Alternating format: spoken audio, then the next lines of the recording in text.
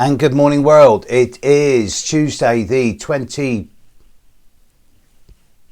24th, 25th of March 2020. It's about 9 a.m. in the morning, or very nearly.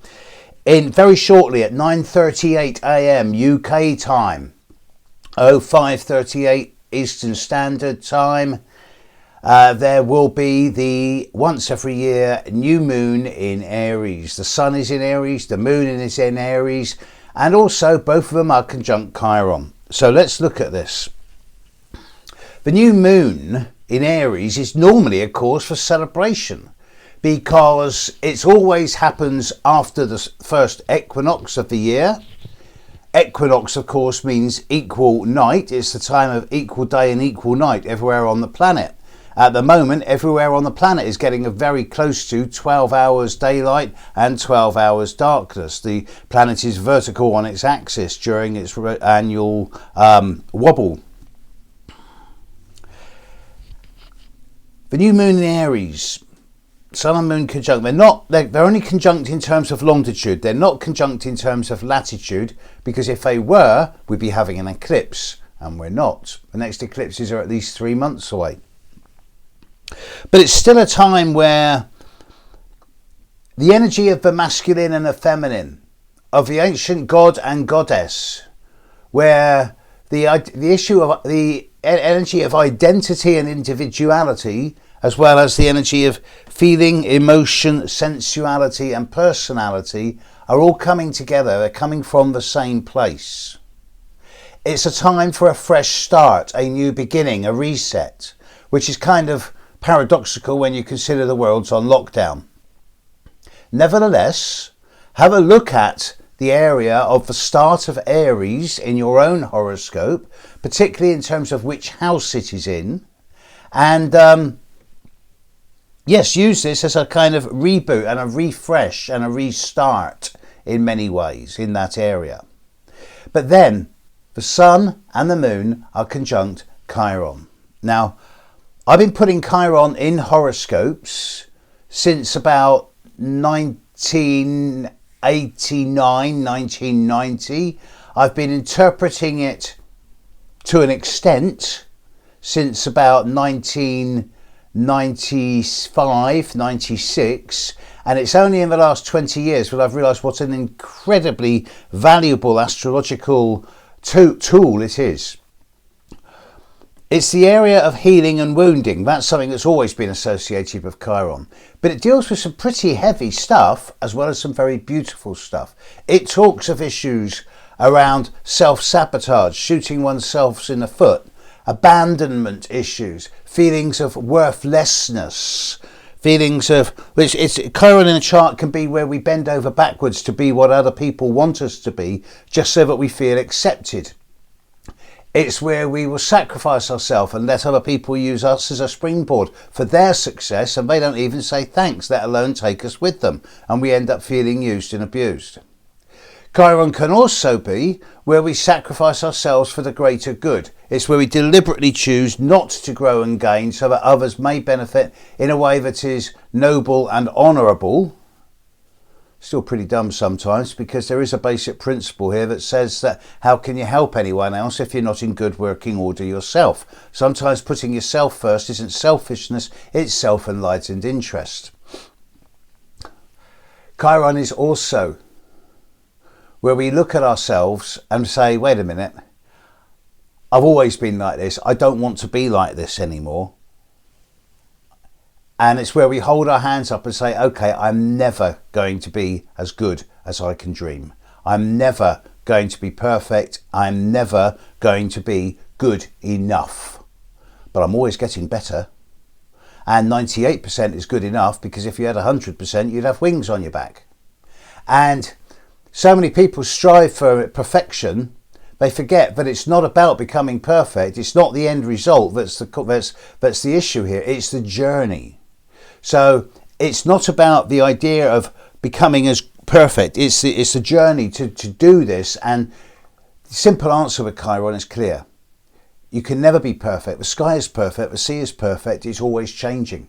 You can get there for 1 nanosecond and then you think, oh, there's a bit of dust over there, or that could be changed, or this could be improved. You're simply being asked to do your best. And the only person who can tell you what your best is you. You are judge, jury and executioner. With the sun and the moon conjunct Chiron, it's time for an individual reset in ourselves. A reset of consciousness. A reset where we say, do you know what? I'm not going to judge myself by anyone else's standards anymore. And I'm not going to judge anybody else by my standards anymore. I'm going to take people as being the way they are and give them primarily the benefit of a doubt, at least first time, and hope that they are doing their best. Now, if they deliberately prove that wrong, then there's a problem. And it's the same with yourself. As long as you know in your heart of hearts that you are doing your very best, there will never be a problem.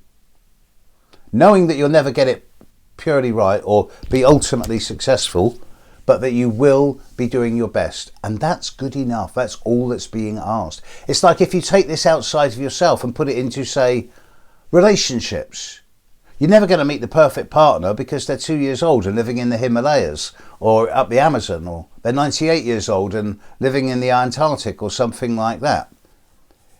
The perfect partner, the soul mate, doesn't probably exist. As long as your partner is doing their best, that's good enough. You can transpose this into any area of the sky, any area of your chart, whether it is your attitude towards your family and your residence and your domestic situation, or your work, or your creativity, or your ability to make or not make money. As you're being asked to do your best.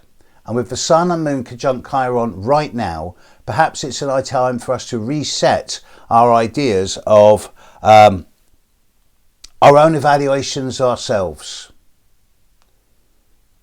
Just do your best, be content with that, and know that every single day you're getting better and better. There's a further complication. For Sun, Moon and Chiron, the new moon is square to the North Node. Now, it would be too long to explain too much about what I consider the North Node to be. I've done videos on this in the past. But for the moment, I'm presuming that the North Node is little these days to do with reincarnation and karma, and more to do with mission statement, purpose, reason why you volunteered to be on planet Earth. With the Sun and Moon and Chiron conjuncted together in Aries, giving a big push towards individual self-determination, individual self-acceptance, squaring the North Node in Cancer, the idea around the long-term purpose of family, tribe, domestic situation. There seems to be a paradox here about the dichotomy between the needs of the individual and the needs of the community, as symbolised by the global lockdown that we're in. Now, this is far too long-winded and complicated for me to pontificate on for too long, but it does suggest that there are sacrifices being made by everyone, and the best thing we can do at the moment is just grin and bear it for as long as it lasts. I cannot see this. There is evidence now that this is beginning to change, at least in Europe and Asia. There's the first signs that the lockdowns are beginning to work and the number of deaths are beginning to decrease. So fingers crossed. And let's stick it out for another week, 2, possibly 3.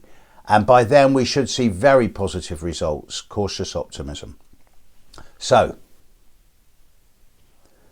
big thank you to all the people who sent these in. The humour out there keeps me going, and I hope it keeps you going. I saw 2 people in the supermarket last night, and they were both wearing identical t-shirts with barcodes on it. Identical barcodes. Now in Britain we're only allowed to buy 2 or 3 things of one item. So I just said to them both, are you an item? That cracked me up. And the reason that Britain is so far behind Europe in closing all the schools, well, it's pretty obvious really, isn't it? Boris has got at least 5 children or 6 children, possibly as many as 11. Can you imagine all them turning up on number 10's doorstep and going, hi Dad, I've come to stay with you for a bit. Here's a bit of a controversial one. Please excuse any offence. Friend of mine he's really hacked off about all the people coughing around him, and he's saying, look, I understand you're coughing, but go over there and do it. Go stand afar from me. You know, go stand at least 2 meters away if you're going to cough, and don't aim in my direction. And people are still going up to him and saying and coughing right next to him, and he's losing it, and he's just going, look, far cough. Two more brilliant ones. This is funny. Note on the back of a van parked outside my house last night. There are no toilet rolls left in this van overnight, as opposed to tools. And perhaps my favourite one, thank you to I forget who the person, Christine or Caroline, sent it in, thank you. Guy goes for a test at the doctor's, and the doctor turns around and says, I'm sorry, you do have COVID-19. And he says, how can I? I've got 500 toilet rolls at home. It's new moon. It's new moon in about half an hour. Be gentle with yourself. Love yourself. Have fun today. We're all going to be stuck inside for 2 or 3 weeks. God, imagine all the cleaning that's going to get happened. Imagine all of the babies that are going to come in 9 months' time. Imagine the sort of cleansing, purging, detoxing all our houses are going to get over the coming 3 weeks. There's going to be a boom later this year. Catch you later, world. Bye.